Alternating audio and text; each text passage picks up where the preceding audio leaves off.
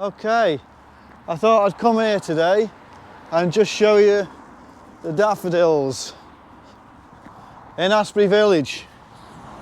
How beautiful are they? Beautiful.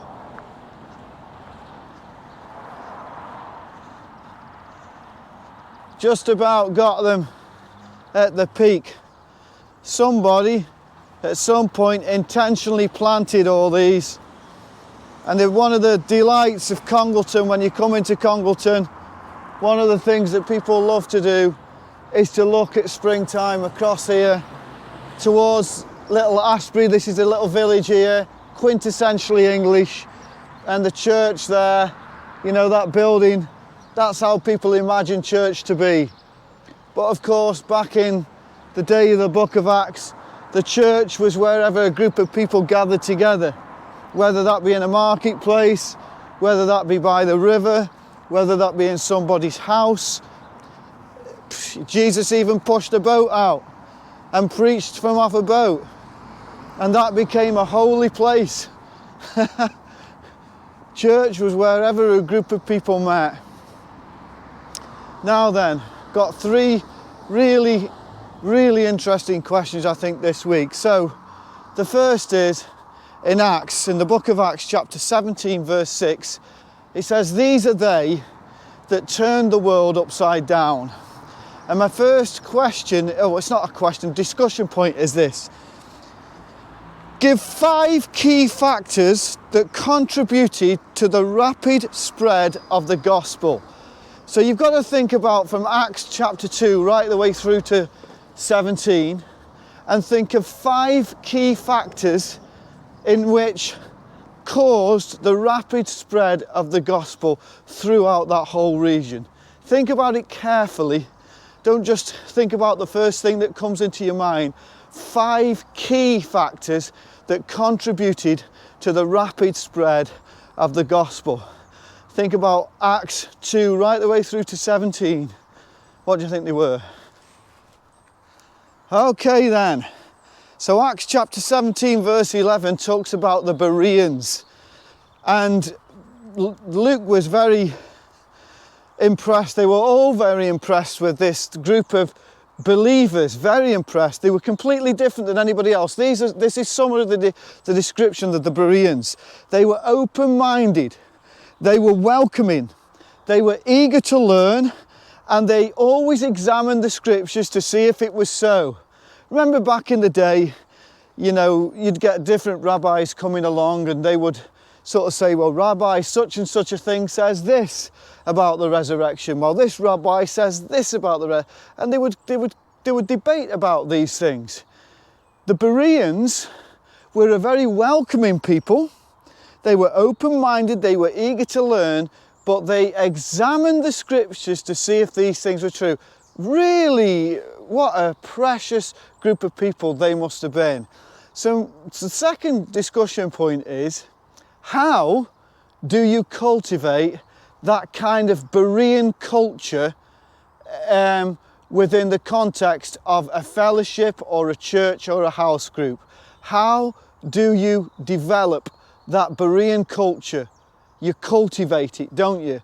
How does it, what has to happen in order to develop into people, into a group of people, that Berean culture? Let's just go through it again. They were open-minded, they were welcoming, they were eager to learn, but they examined everything that was said to them according to the scriptures. How can a group of people develop that?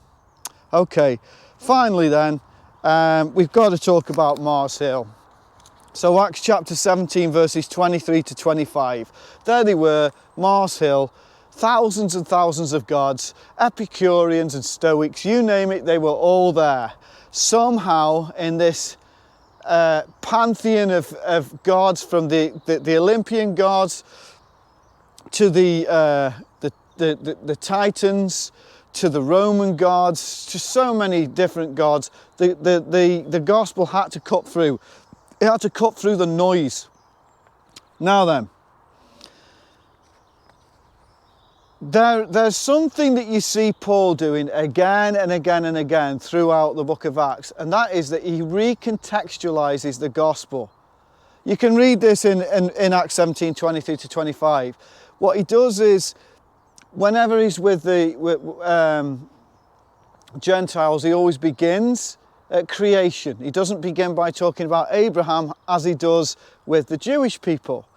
But when you see the way that he operates, he will always bring the gospel in the context in which people can understand it.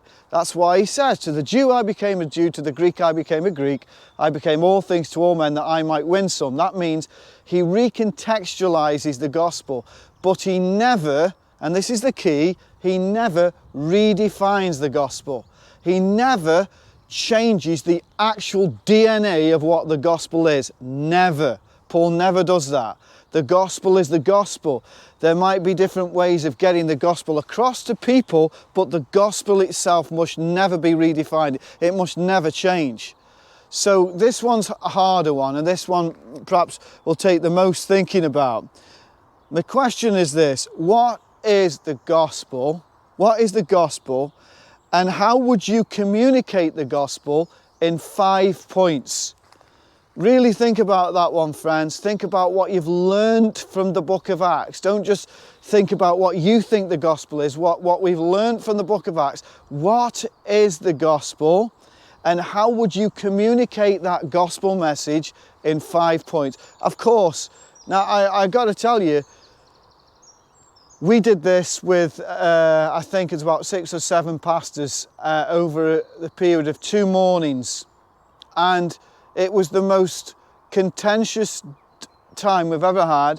And there was one particular pastor that was very angry about looking at what the gospel was, which was a shock to me, but he clearly was. He was very uncomfortable about looking at what the gospel was.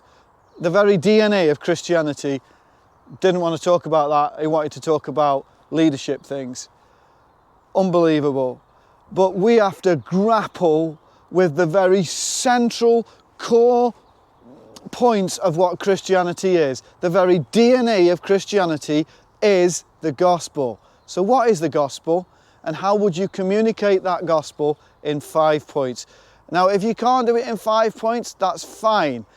But try to limit it to 5 points and explain what the other points may be. It may be that you can do it in 3 points. All right, folks. I think that this should promote a real kind of healthy understanding of chucking out the peripheral stuff and getting down to the very kernel, the very DNA of what the gospel is. So here we are today, 2021. That is pretty much what people think church is. They look at something like that, they think that's church.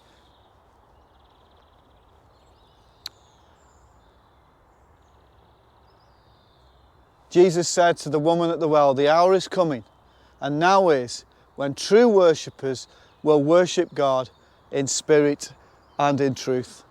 God bless you. Have a lovely Zoom meeting.